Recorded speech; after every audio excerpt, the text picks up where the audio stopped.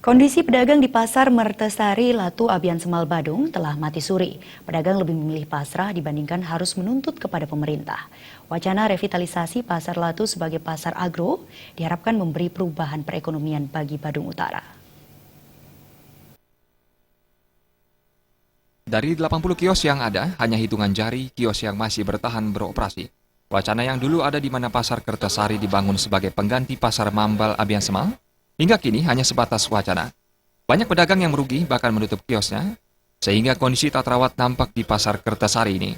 Banyak wacana yang didengar oleh pedagang dan masyarakat terkait perubahan yang akan dilakukan di Pasar Latu, mulai dari Pasar Terasering, bahkan menjadi Pasar Seni Badung, dan baru-baru ini akan dijadikan Pasar Agro. Semua rencana tersebut disambut baik oleh pedagang dan masyarakat sekitar. Salah satunya, Hubertus Hendro, ia berharap agar wacana revitalisasi Pasar Latu menjadi Pasar Agro, sehingga direalisasikan agar perekonomian masyarakat sekitar dan pedagang bisa aktif lagi. Itu yang pertama saya harus lakukan, tepuk tangan untuk kecerdasan. Karena Badung dan posisi Pasar Latu ini merupakan titik strategis. Kami sudah mencari analisa dari sumber bahan baku agro. Kita tahu persis petang itu dari bunga dan sayuran sampai ke Batu Riti. Itu titik tengah untuk pasar jangkau pasar ke Ubud dan pasar dan wisata daerah Tabanan.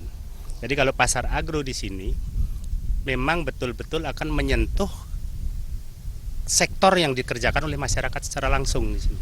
Semoga saja dengan Bapak Bupati yang baru ini istilahnya bisa lebih konsentrasi pembangunan untuk Badung Utara.